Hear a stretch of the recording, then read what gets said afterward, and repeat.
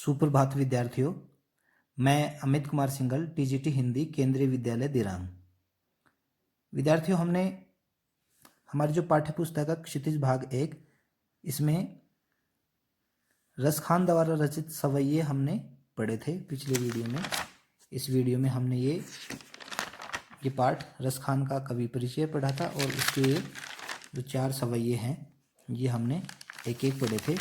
आज हम इसके जो पाठ के प्रश्न उत्तर हैं वो हम पाठ को समझने के लिए प्रश्न उत्तर भी इसके पढ़ेंगे, इनको हल करेंगे। इसमें पहला प्रश्न है, ब्रजभूमि के प्रति कवि का प्रेम किन किन रूपों में अभिव्यक्त हुआ है। सबसे पहले तो मैं ये बता दूं, ब्रजभूमि से श्री कृष्ण का लगाव रहा है और श्री कृष्ण का संबंध होने के कारण ही रसखान को ब्रजभूमि से अत्यधिक प्रेम हो गया है। तो इसमें पूछा है कि ब्रजभूमि है उसके प्रति कवि का प्रेम किन किन रूपों में अभिव्यक्त हुआ है, यानी ब्रजभूमि से रसखान है वो किस किस प्रकार प्यार करता है। कवि रसखान ब्रजभूमि के प्रति अनन्य प्रेम रखता है। वह गोकुल गांव की गायों को चराना चाहता है। अनन्य प्रेम यानी बहुत ज्यादा प्रेम। वह गोकुल गांव की गायों को चराना चाहता है। कौन? रसखान। गोवर्धन पर्वत के प्रति भी उसका विशेष लगाव है। गोवर्धन पर्वत के प्रति विशेष लगाव क्यों है? एक बार इंद्र भगवान ने गोवर्धन पे खूब भारी बरसात की थी, तो मथुरा वासियों को, यहाँ के ब्रजवासियों को बाढ़ से बचाने के लिए गोवर्धन पर्वत को अपने अंगुली पे धारण किया था। तो इसलिए श्री कृष्ण को गिरिधर भी कहा जाता है। तो इसलिए वो जो रसखान है वो गोवर्धन पर्वत का पत्थर भी बनना चाहता है। उसे यमुना तट के कदम्ब के पेड़ों से भी विशेष लगाव है। यमुना नदी ब्रज क्षेत्र की प्रमुख नदी है और यमुना नदी के किनारे कौन से वृक्ष हैं? कदम्ब के पेड़ हैं। वो उनसे भी कवि का विशेष लगाव है। वह उन पेड़ों की डालियों पर पक्षी बनकर बसेरा करने का इच्छुक है। पक्षी, जब श्री कृष्ण यमुना तट पे रास रचाया करते थे, वो कदम्ब के पेड़ हैं, उन पे रसखान है वो पक्षी बनकर बसेरा करने का इच्छुक है। इन कारणों से हमें पता लगता है कि ब्रजभूमि के प्रति कवि का अनन्य प्रेम था। एक तो वो क्या करना चाहता है, गोकुल गांव की गायों को चराना चाहता है। गोवर्धन पर्वत के प्रति भी उसका विशेष लगाव है और उसको पत्थर बनने के लिए भी तैयार है।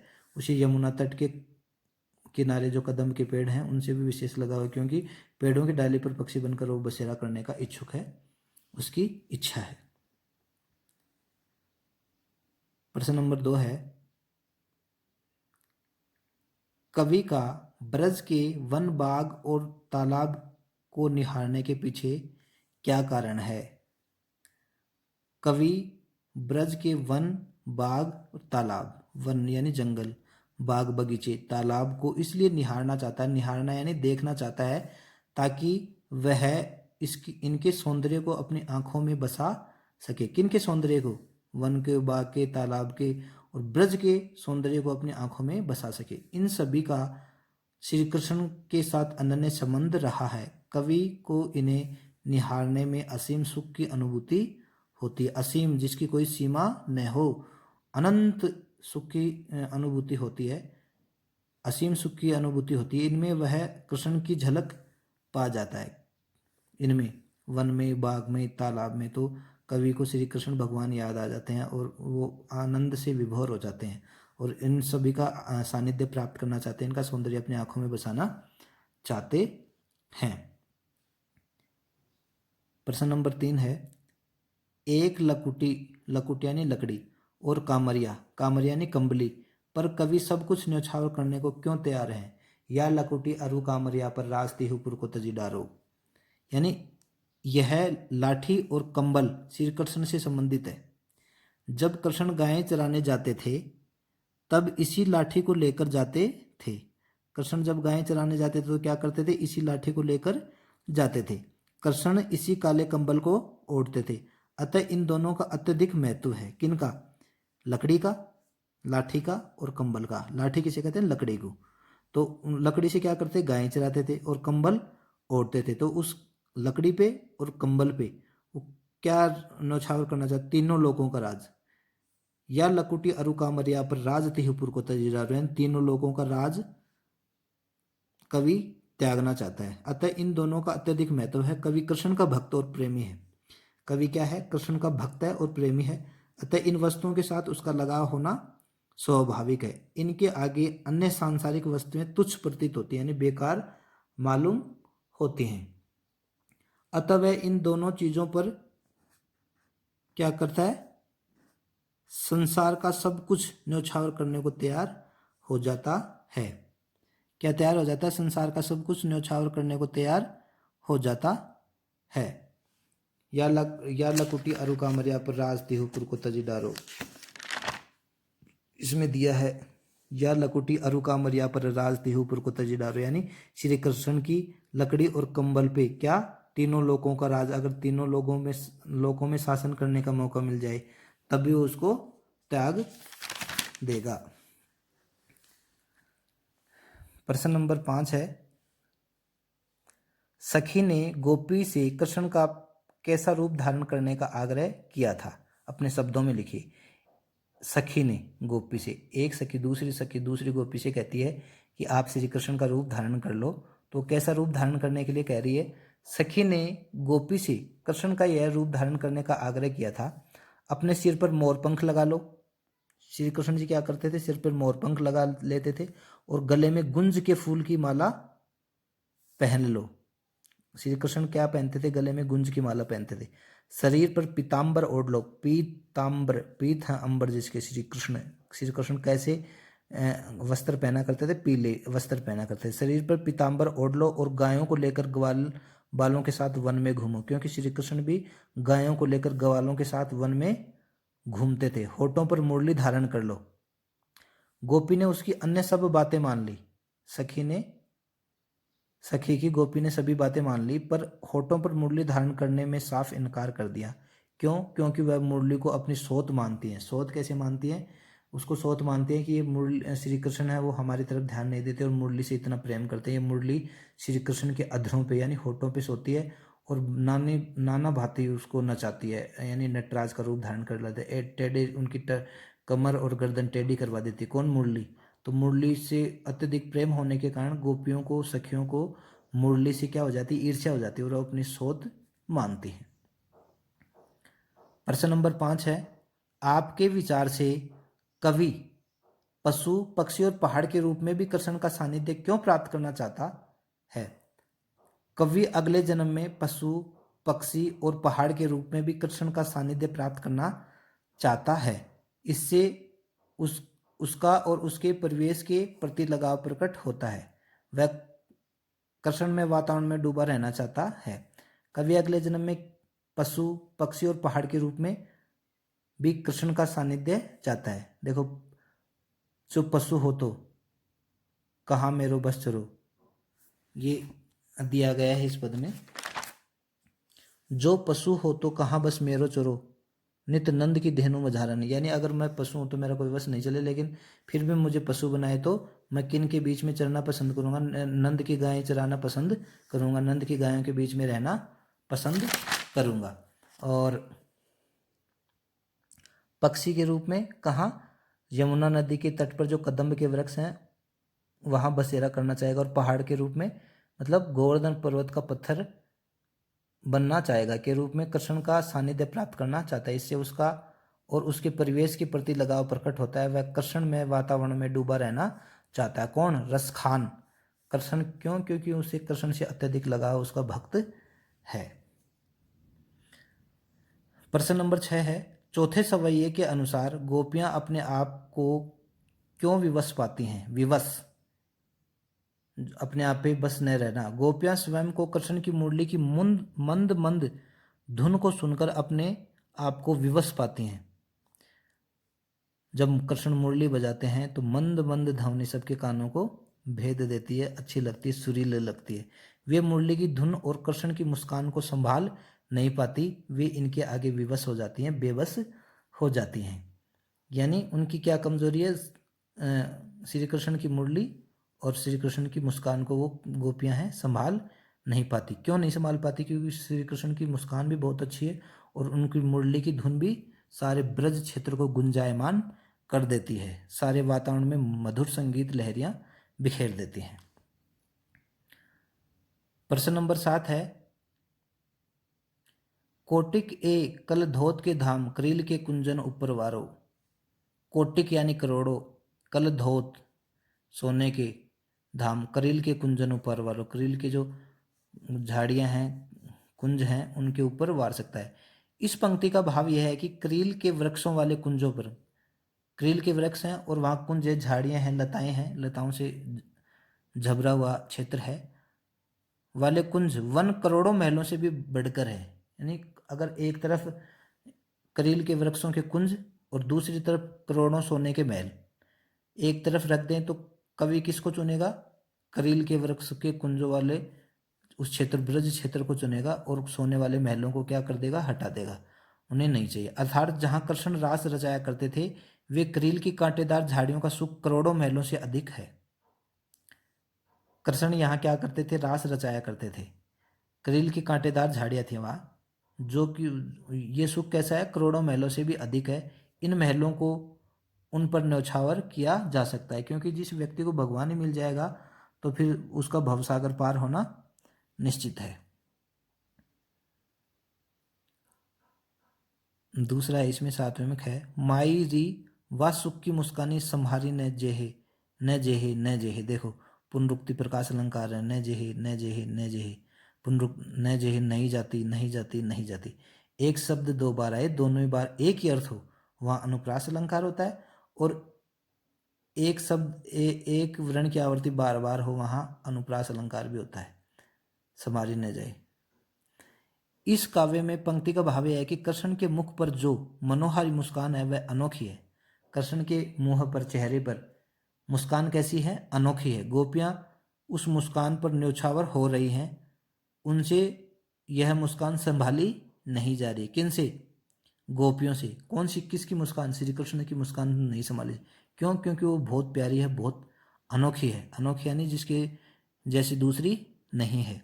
कालिंदी कूल कदम की डारन में कौन सा अलंकार है? देखो यहाँ कै की आवर्ती, कै, कालिंदी कूल कदम की डारन, एक ही वर्ण की आवर्ती अनेक बार, दो या दो से अधिक बार हो, वहाँ कौन सा अलंकार होता है? अनुप्रास अलंकार होता है। ये हमें सब एग्जाम में पूछा जाता है, परीक्षा में पूछा जाता है। कक्षा 8 से लेकर 9, 10, 11, 12 सभी बच्चों को बहुत साधारण सी बात है, इसको कभी गलत नहीं करना चाहिए। काव्य सौंदर्य स्पष्ट कीजिए। या मुरली, मुरलीधर की, मुरलीधर मुरली को धारण करने वाले कौन? श्री कृष्ण की अधरान, अधरान यानी होठों पे, धरी अधरान है धरोगी।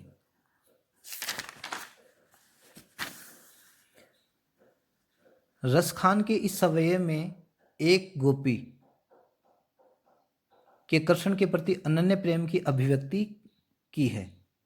एक गोपी अपनी आंखों के सम्मुख कृष्ण को रखना चाहती हैं। वह अपनी सखी से कृष्ण का स्वांग करने को कहती है। स्वांग यानी नाटक, कृष्ण जैसा बनना चाहती है। वह सखी अपने प्रिय का स्वांग भरने को तैयार हो जाती है।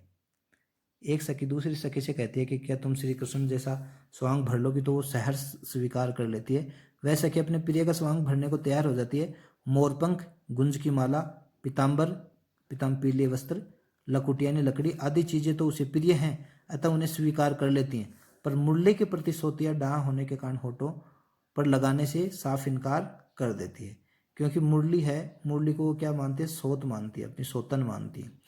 इससे उसका कृष्ण के प्रति अनन्य प्रेम और सोत, मुरली के प्रति डाह, ईर्ष्या, ईर्ष्या का भाव। क्यों ईर्ष्या का भाव? क्योंकि ये जो मुरली है वो श्री कृष्ण उसको होठों से छूते हैं। इसका मतलब है कि श्री कृष्ण को मुरली से अत्यधिक प्रेम है। मुरली से अत्यधिक प्रेम होने के कारण गोपियां इससे, मुरली से क्या करती हैं? ईर्ष्या करती हैं, जलन होती है। इस समय में अनेक स्थलों पर अनुप्रास अलंकार की छटा है। ले लकुटी, ले लकुटी, ले और ले की आवर्ती है। गोधन गवारिन, गे और गे की आवर्ती है। मुरली मुरलीधन, मुरली मैं और मैं की आवर्ती है, तो यह अनुप्रास। ब्रज भाषा अपनाई गई तथा सवैया छंद का प्रयोग किया गया है। तो विद्यार्थियों, ये हमारा जो पाठ था, पाठ के प्रश्न उत्तर थे, इसको फिर हम रिपीट कर लेते हैं थोड़े से। रसखान का जन्म 1548 में दिल्ली के प्रसिद्ध प्रतिष्ठित पठान परिवार में हुआ था। कहाँ? दिल्ली के प्रतिष्ठित पठान परिवार में हुआ था और उनकी मृत्यु 1628 ईस्वी में हो गई थी। हिंदी साहित्य और ब्रज भाषा की सेवा करने वाले कृष्ण भक्त मुसलमान कवियों में रस खान का नाम अग्रगण्य है। अग्रगण्य यानी सबसे आगे गिनने योग्य है। रस खान कौन थे? मुसलमान कवि थे। और मुसलमान कवि होकर हिंदू देवता यानी श्री कृष्ण की अनन्य भक्ति किया करते थे। रस खान का वास्तविक नाम क्या था? सैयद इब्राहिम था। कृष्ण भक्ति के प्रभाव से मुग्ध रस खान गोकुल में रहने लगे। गोकुल जहाँ कृष्ण रहते थे, वहीं गोस्वामी विठलनाथ जी के शिष्य हो गए। विठलनाथ के शिष्य हो गए और अष्टछाप के एक महत्वपूर्ण कवि हुए हैं रस खान।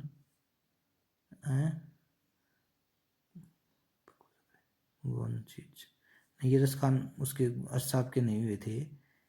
वैष्णवों के उपदेश और साधु संगति से प्रभावित होकर उन्होंने लौकिक प्रेम अलौकिक भक्ति में परिवर्तित हो गया। रस खान सदैव कृष्ण भक्ति में डूबे रहते थे। किसकी भक्ति में? श्री कृष्ण की भक्ति में। इसलिए लोग उन्हें रस खान यानी रस की खान कहने लगे। बाद में वे स्वयं कृष्ण भक्ति के पदों की रचना रस खान के नाम से करने लगे। कृष्ण भक्ति में गहरी निष्ठा के कारण रस खान का नाम विठलनाथ के प्रधान शिष्यों में आदर के साथ लिया जाता है। अब इनकी भाषा शैली कैसी है? रस खान के साहित्य का विषय कृष्ण भक्ति और ब्रज रहा है, अतः उनकी कविताओं में जनसाधारण योग्य ब्रज भाषा का प्रयोग हुआ है। रस खान की भाषा सरल, सरस, स्वाभाविक और सहज ब्रज भाषा रही है। अपनी भाषा में उन्होंने अनेक स्थानों पर ब्रज क्षेत्र में प्रचलित मुहावरों का प्रयोग किया है। रस खान के साहित्य में दोहे, कवित और सवैयों की बहुलता है। रस खान के सवैये आज भी कृष्ण भक्तों के कंठाहार बने हुए, कंठ का आहार यानी बहुत प्रिय है। रस खान की भाषा में स्थानीय ब्रज भाषा के शब्दों के साथ तद्भव शब्दों का भी प्रयोग किया है। देखिए, शब्द तत्सम, तद्भव, देशज और विदेशज 4 प्रकार के होते हैं। तो तत्सम शब्द शुद्ध शब्द होते हैं और तत्सम शब्दों का बिगड़ा हुआ रूप जिसमें ग्रामीण भाषा का फूट होता है वो तद्भव शब्द होते हैं। जैसे गांव, गांव से ग्राम, चांद से चंद्रमा, तो चांद क्या है? तद्भव शब्द है। गांव क्या है? तद्भव शब्द है। इनका आपको व्याकरण में बार बार अभ्यास करने की जरूरत है। ये बार बार प्रश्न परीक्षा में पूछे जाते हैं। कहीं कहीं पर अनुप्रास रूपक उपमा अलंकारों से भाषा सौंदर्य और भी बढ़ गया है। अब रस खान की 2 महत्वपूर्ण रचनाएं हैं। सुजान रस खान जो कविता और सवैये हैं, और एक प्रेम वाटिका है। रस खान का समग्र साहित्य कृष्ण भक्ति एवं ब्रज प्रेम से सरोबर है। इसे कृष्ण भक्ति मिलेगी एक तो, और एक ब्रज प्रेम इनकी सवैयों में, दोहों में मिलेगा। भारतेंदु हरिश्चंद्र रस खान के बारे में क्या कहा इन्होंने? इन मुसलमान जनन पे कोटिक हिंदू वारी, यानी ये मुसलमान कवि ऐसे हैं कि जिन पे करोड़ों हिंदुओं को वारा जा सकता है। इतने प्यारे कवि हैं ये, इतने कृष्ण भक्त हैं। और ये सवैया छंद है, हम सवैया ही पढ़ रहे हैं, ये रस खान द्वारा रचित है। तो सवैया आखिर है क्या? सवैया एक छंद है, जैसे दोहा छंद है, चौपाई है ना। ये दोहा, चौपाई, सोरठा, द्रुत, विलंबित, गीतिका, हरि गीतिका, ये सारे छंद है। तो सवैया छंद एक वर्णिक छंद है, इसमें वर्ण गिने जाते हैं, मात्राएं नहीं। जैसे 1 2 3 4 5 6 7 8 9 10 11 12 13 14 15 16 17 18 19 20 21 22 23, है ना। तो इसमें क्या है? यह वर्णिक छंद है, इसमें 23-24 मात्राएं हैं, जिसमें 22 से 26 वर्ण होते हैं। इसमें सामान्यतः भगण एवं सगण की 7 या 8 बार आवर्ती होती है। यह ब्रज भाषा का बहुत प्रचलित छंद रहा है। ब्रज भाषा का क्या है? प्रचलित छंद रहा है। तो आशा है कि आपको ये पाठ समझ में आया होगा और आप इस पाठ के प्रश्न उत्तर आप कर लेंगे और इस पाठ को अच्छी तरीके से देखेंगे। और आपको कोई बात समझ में नहीं आती है तो मुझे पूछ सकते हैं। तो 2-3 बातें इसमें ध्यान रखने योग्य हैं। एक तो जो रस खान है तो मुसलमान कवि हैं और इन्होंने श्री कृष्ण की लीलाओं का वो किया है, क्या वर्णन किया है। सबसे बड़ी बात यह है कि इनकी इनकी इनके साहित्य में ब्रज भाषा की सेवा करने वाले कृष्ण भक्त मुसलमान कवियों में रस खान का नाम अग्रगण्य, ये तो बता दिया गया। इनके साहित्य में क्या है? एक तो कृष्ण के प्रति अनन्य भक्ति है और ब्रज भूमि के प्रति इनकी अनन्य प्रेम है। ठीक है, तो ये आप प्रश्न कर लेंगे। मैं इसके फ़ोटो, इस प्रश्नों के फ़ोटो आपको सेंड कर दूंगा मैं, और आशा है कि आपको ये वीडियो समझ में आया होगा। धन्यवाद।